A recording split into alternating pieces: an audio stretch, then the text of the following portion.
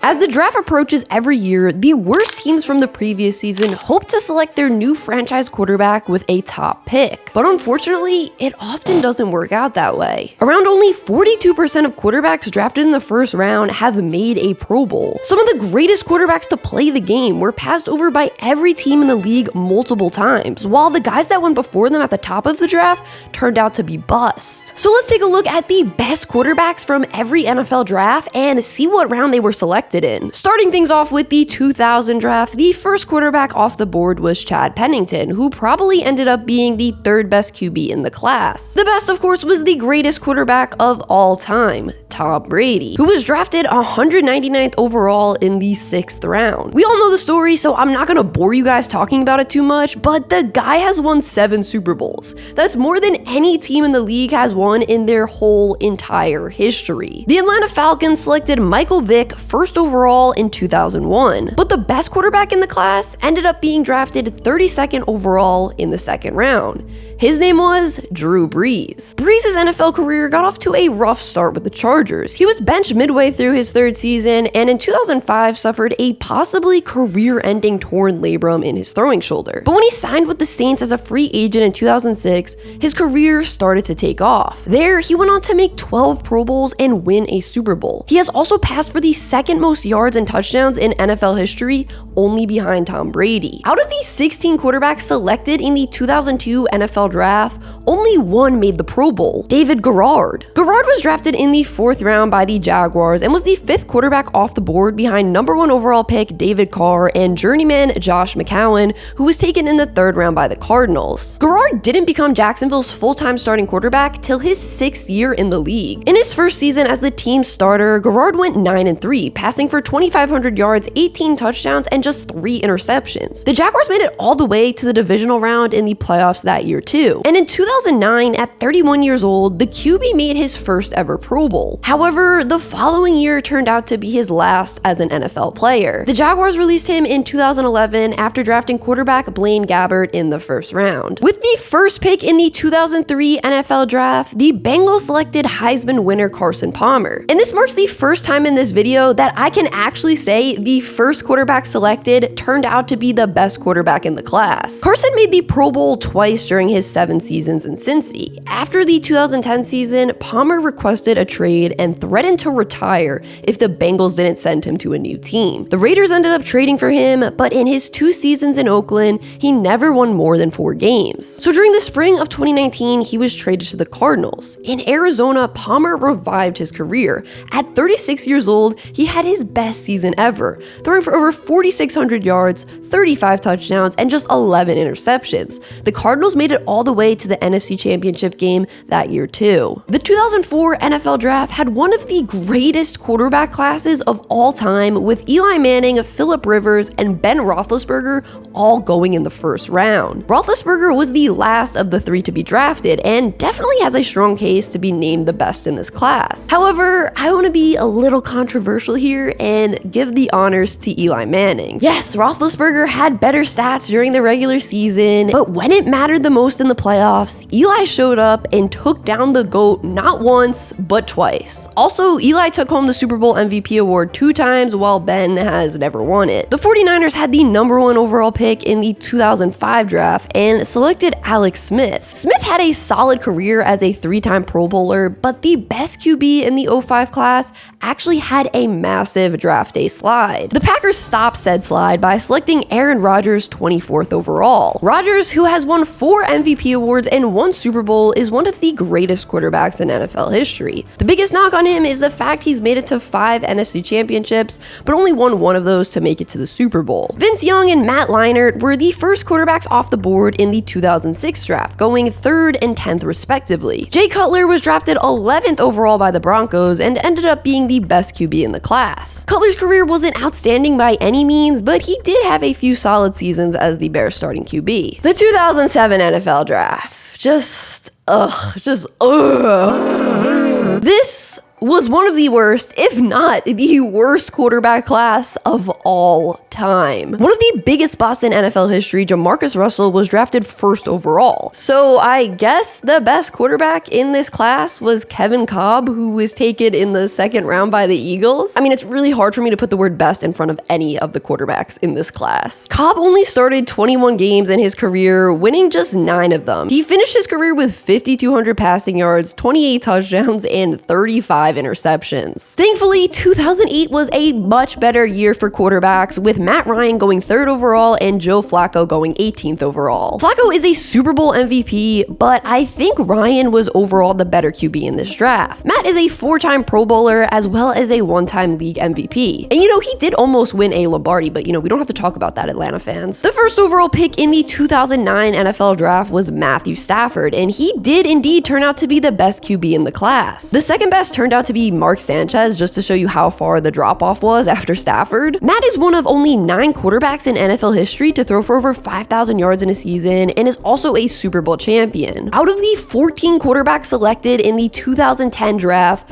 0 went on to make a Pro Bowl. Sam Bradford, the first overall pick, actually did turn out to be the best QB in the class, but unfortunately, injuries derailed his career. His best season came in 2016 with the Vikings, where he completed a league-high 71% of his passes for 3,800 yards, 20 touchdowns, and just 5 interceptions. The 2011 NFL draft saw 6th-round pick Tyrod Taylor and 2nd-round pick Andy Dalton both go on to make Pro Bowls, but the best QB in the class yet again ended up being the first one selected. The Panthers drafted Cam Newton 1st overall after he put together one of the greatest Heisman seasons we've ever seen. Newton burst onto the NFL scene, making the Pro Bowl and winning Rookie of the Year his first season in the league. In 2015, he won MVP after accounting for over 4,300 total yards and 45 total touchdowns. Carolina went 15-1 that season, making it all the way to the Super Bowl, but ultimately lost in the big game. The 2012 draft has to be one of the most tragic when it comes to QBs. Andrew Luck and Robert Griffin III headlined the class, going 1st and 2nd overall. Luck was viewed as the best quarterback prospect since Peyton Manning,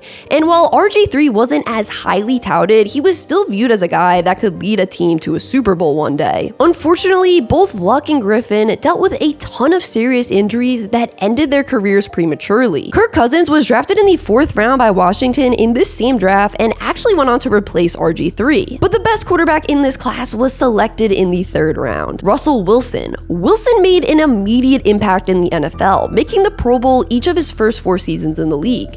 In total, he's a 9-time Pro Bowler and a Super Bowl champ. Heading into 2013, experts believed it was one of the worst QB classes of all time, and they turned out to be right. EJ Manuel was the first signal caller selected, going 16th overall to the Bills, but the best QB in the class was drafted in the 2nd round by the Jets, Geno Smith. Smith struggled early in his career, and after 4 years with the Jets, he spent time as a backup for the Giants, Chargers, and Seahawks. When Seattle traded Russell Wilson, Geno Smith got a chance to start, and he shocked everyone, leading the Seahawks to the playoffs thanks to his great play. In each of the 2 years he's been Seattle's starter, he's made the Pro Bowl. The 3rd overall pick and first quarterback off the board in 2014 was Blake Bortles. Johnny Manziel and Teddy Bridgewater were the other 2 quarterbacks taken in round 1, but Derek Carr, who was selected 36th overall in the 2nd round, went on to be the most successful. After a rough rookie season, Carr made the Pro Bowl 3 years in a row starting in 2015. In the 9 seasons he's played, Carr has passed for over 39,000 yards, 242 touchdowns, and 107 interceptions. Everyone knew who was going 1st and 2nd overall before the 2015 draft even started. Quarterbacks Jameis Winston and Marcus Mariota. While there was a ton of hype surrounding the top 2 QBs, neither of them lived up to expectations. Both are currently backups, but I would have to say the guy who went number 1 overall, Jameis Winston, has had the better career. Winston has made a Pro Bowl and even led the NFL in passing yards in 2019, but he just threw way too many interceptions to be a full-time starter. Just like the year prior, the 2016 draft had 2 quarterbacks go 1st and 2nd overall, Jared Goff and Carson Wentz. Early in their careers, it looked like Wentz, the 2nd overall pick, was the better of the 2, but after being on track to win MVP in 2017,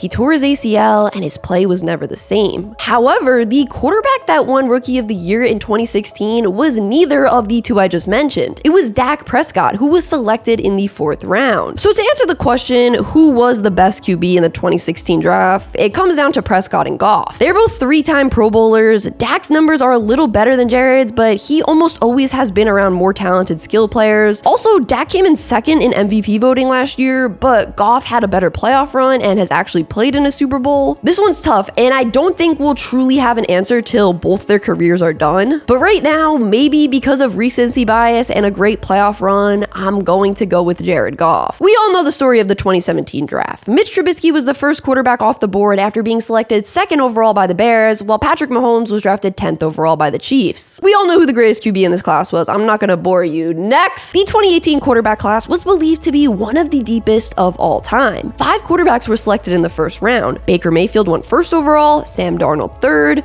Josh Allen 7th, Josh Rosen 10th, and Lamar Jackson 32nd. This is another tough one where I think the answer will change throughout the years, and we won't truly know who the greatest was till their careers are over. Lamar Jackson is a 2-time MVP, and in my opinion, the greatest running quarterback the league has seen. On the other hand, Josh Allen possesses one of the best arms the league has ever seen and has received MVP votes in 3 different seasons. I feel like when both their careers are over, the answer to this question could be Allen, but right now I gotta go with the guy coming off an MVP season, Lamar Jackson. Kyler Murray was the 1st overall pick in the 2019 draft and is currently having the best career out of the QBs in that class. To be fair, the position was pretty weak that year with Daniel Jones going 6th, Drew Lock 42nd, and Gardner Minshew in the 6th round. Murray won Rookie of the Year and is a 2-time Pro Bowler, but surprisingly has a losing record as a starter. The 2020 class was loaded with Joe Burrow going 1st overall, Tua Tagovailoa going 5th, Justin Herbert going 6th, Jordan Love going 26th, and Jalen Hurts going 53rd overall. All these guys have had early success in their career, with 2 already making Super Bowl appearances. But I have to name Joe Burrow the greatest QB in this class. Burrow completed a league-high 70% of his passes his 2nd season in the NFL,